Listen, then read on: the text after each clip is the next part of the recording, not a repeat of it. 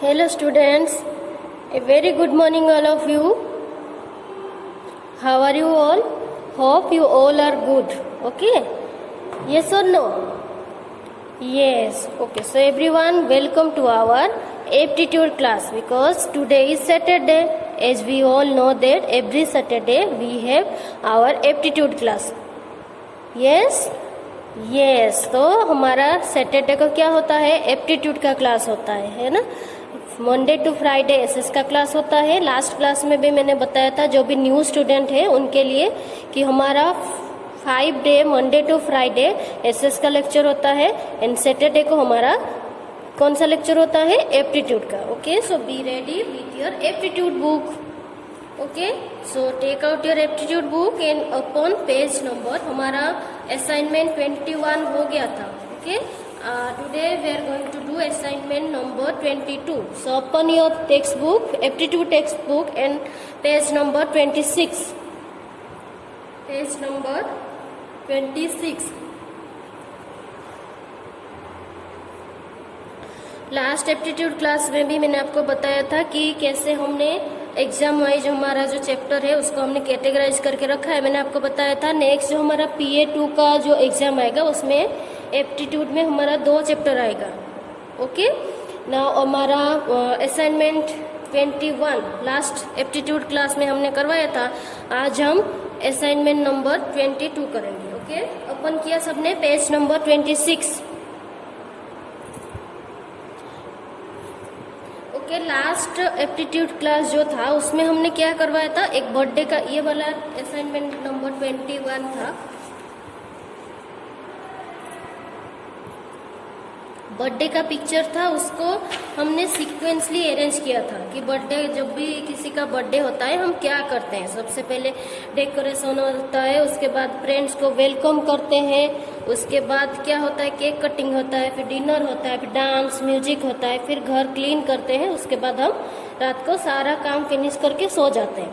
आज जो assignment number 22 है इसमें थोड़ा सा अलग है. इसको भी हम सीक्वेंस ही करना है, बट ये क्या है, वो क्या था, एक कोई भी एक्टिविटी को आपको सीक्वेंस में ऑर्डर, करेक्ट ऑर्डर में लिखना था. ओके, आज जो एक्टिविटी असाइनमेंट हम 22 है हमारा, उसमें क्या करेंगे, देखो यहाँ पे क्या लिखा है, number the photos in the right order. देखो यहाँ पे आपको कुछ पिक्चर दिया गया है.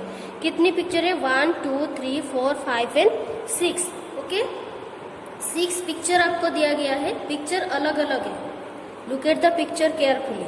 सारे जो पिक्चर है अलग अलग है. आपको क्या करना है, यहाँ पे क्या लिखा है, number the photos in the right order. यहाँ पे हर एक पिक्चर के नीचे आपको एक एक बॉक्सेस दिया गया है, यहाँ पे आपको नंबर लिखना है.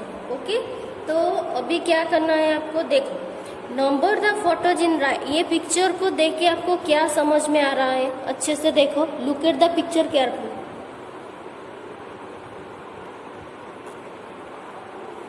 ये एक एक पिक्चर देखो, आप क्या समझ में आ रहा है, क्या कैसे हम नंबर करेंगे इसको, कुछ समझ में आ रहा है. This is a picture of a child age wise, वो कैसे ग्रो होता है. जैसे आप पहले छोटे, अभी आपकी हाइट जितनी है, आप जब नर्सरी में, अभी आप फर्स्ट में हो, जब आप नर्सरी में थे तो आपका हाइट अभी की हाइट से छोटा होगा. जब भी, जैसे हमने एसएस में भी लर्न किया था ना कि धीरे जैसे हमारी एज बढ़ती है हमारी हाइट वेट वो सब धीरे धीरे ग्रो होता है ना. फिर पहले हम छोटे थे, धीरे धीरे हम बड़े हो रहे हैं, हमारा हाइट बढ़ रहा है, हमारा वेट बढ़ रहा है ना. तो ये भी, ये पिक्चर को हम जो कैसे एक चिल्ड्रन, एक चाइल्ड कैसे धीरे धीरे ग्रो अप होता है और धीरे धीरे कैसे उसका एज वाइज वो बड़ा होता है ना, उसी के सीक्वेंस में हमें उसको करेक्ट ऑर्डर में लिखना है. ओके, देखो सबसे पहले क्या आएगा, ये छोटा बच्चा बेबी है ना. सबसे पहले हम इतने ही छोटे थे तो यहाँ पे हम लिखेंगे नंबर 1 लिखेंगे. ओके, यहाँ पे क्या लिखेंगे, नंबर 1 लिखेंगे, क्योंकि देखो ये सबसे सारे पिक्चर में सीक्वेंस ही हमें लिखना है, धीरे धीरे कैसे ग्रो अप हो रहा है. तो यहाँ ये है नंबर 1, ये छोटा बेबी है. ओके, उसके बाद कौन सा आएगा, ये आएगा नंबर 2. पहले हम ये सबसे छोटा बेबी है। उसके बाद जब हम धीरे धीरे बड़े होते हैं तो हम ऐसे खेलते हैं ना, घर पे कोई भी जो ब्रेन गेम्स आते हैं, बहुत सारे टॉय से हम खेलते हैं जो इससे भी ज़्यादा थोड़ा बड़ी होती है। उसके बाद जब हम और भी बड़े हो जाते हैं, हम स्कूल जाने लगते हैं। तो यहाँ पे देखो ये स्कूल जा रही है, गर्ल स्कूल की बैग है, तो यहाँ पे लिखेंगे हम नंबर 3। अच्छे से समझना, पहले ये छोटा सा बेबी था, है ना। ओके, धीरे धीरे बड़ी हुई तो यहाँ पे वो हम खेलते हैं। आपके घर में अगर कोई छोटी आपकी सिस्टर या ब्रदर है तो आपने देखा होगा कि वो कैसे धीरे धीरे बड़ा, पहले बहुत छोटा था, फिर धीरे धीरे वो बड़ा होता है तो घर में खेलता है टॉय से, मम्मी पापा के साथ भी खेलता है। फिर जब और भी थोड़ा बड़ा हो जाता है वो स्कूल जाने लगता है। तो ऐसे ही ये और भी थोड़ा बड़ी हुई तो स्कूल जाने लगा। उसके बाद और भी थोड़ा बड़ी हुई तो यहाँ पे ये वाला लिखेंगे नंबर 4। स्कूल जाने के बाद और जब हम थोड़ा बड़े हो जाते हैं हम कॉलेज जाते हैं, है ना। जब हम 11 12 मतलब स्कूल के बाद कॉलेज आता है ना, तो यहाँ पे स्कूल जा रही है, उसके बाद और भी थोड़ा बड़ी हो जाएगी तो कॉलेज जाते हैं। फिर धीरे और भी थोड़ा बड़ी हो जाएगी कि ये आपकी मम्मी की एज में आ जाती है। उसके बाद यहाँ पे लिखेंगे नंबर 5। फिर धीरे धीरे और भी थोड़ा उसकी एज बढ़ेगी तो ये दादी की एज में आ जाती है। देखो ये पिक्चर दादी की एज वाली है ना, तो यहाँ पे लिखेंगे नंबर 6। ओके, तो ये एज वाइज आपको सीक्वेंसली लिखना है कि कैसे पहले छोटी थी, उसके बाद थोड़ा बड़ी हुई तो खेलने लगती है, फिर स्कूल जाती है, फिर कॉलेज, फिर मम्मी के एज में आ जाती है और भी बड़ी होती है तो फिर उसके बाद दादी के एज में आ जाती है। ऐसे हम ग्रो अप होते हैं। पहले से हम इतने बड़े नहीं होते। तो दादी भी है वो भी कभी आपके एज की ही होते हैं, है ना।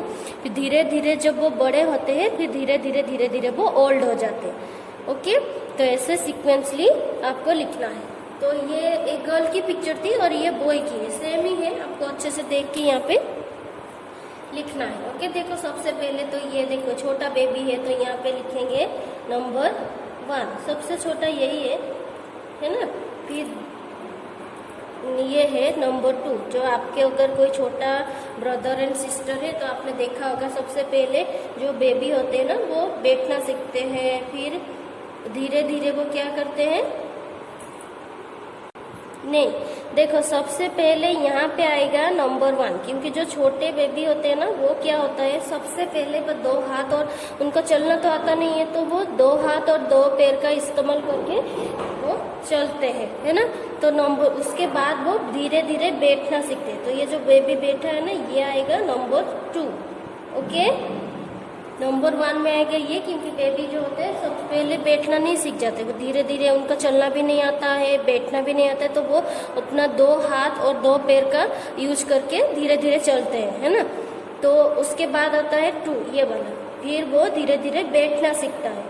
उसके बाद ये आता है बैठना सीखा, थोड़ा और बड़ा हो तो स्कूल जाने लगता है, तो ये है नंबर 3, वो स्कूल जाने लगता है। फिर और भी थोड़ा बड़ा हुआ तो ये जब ये कॉलेज जाने लगता है, और भी थोड़ा हायर स्टडी के लिए जब और भी बड़ा हो जाता है वो कॉलेज जाने लगता है। फिर कॉलेज के बाद धीरे धीरे ये पापा की और भी बड़ा होता है तो पापा की एज में आ जाता है, नंबर 5। ओके, उसके बाद और भी बड़ा होता है तो ये दादा की उम्र में आ जाता है ना।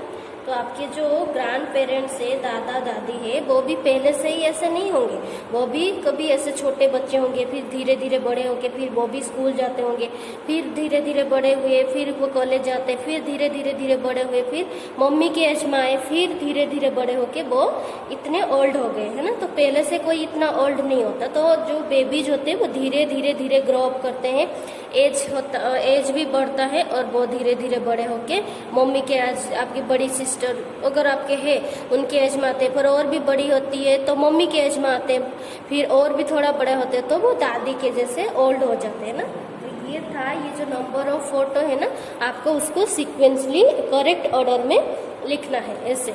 ओके,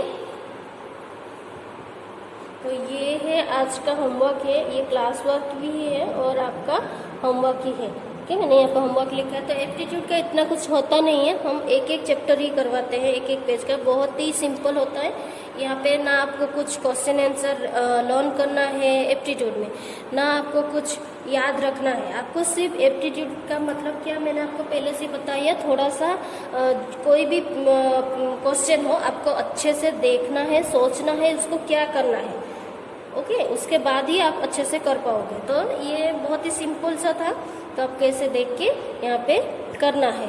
ओके नाउ मैंने यहाँ पे बहुत सारे बच्चे ने यहाँ पे क्या करते हैं, आपको देखो कोई भी एसएस हो या फिर एप्टीट्यूड हो, आपको पेन यूज नहीं करना है। बहुत सारे पेरेंट्स पेन यूज करते हैं, बट आप प्लीज आगे से कोई भी आपकी नोटबुक हो या फिर टेक्स्ट बुक हो, बहुत सारे पेन यूज करते हैं। आपका ओनली पेंसिल से ही लिखना है, पेन यूज मत नहीं करना है। ओके चलो, तो ये था आज का हमारा असाइनमेंट नंबर 22। ये 2 ही चैप्टर है, बहुत ही इजी है, बहुत जल्दी हमारी ये फिनिश हो जाएगी। जो न्यू स्टूडेंट है उनके लिए जो आपका वो तो जो 20 तक था वो भी तो फिनिश हो गया PA1 और टर्म 1 में। हमारा जो न्यू एग्जाम है उसके लिए हम असाइनमेंट नंबर 21 से स्टार्ट किया है। लास्ट क्लास में हमने ये वाला किया था, तो अगर आपका नहीं हुआ होगा तो अच्छे से उसको कर लेना है, क्योंकि जब भी चेकिंग के लिए आएगा तो ये हमारा एप्टीट्यूड की बुक भी आपको भेजना होगा। ओके सो ये आपका आज का होमवर्क भी है और क्लास वर्क भी है, अच्छे से करना है। Okay thank you very much, have a nice day.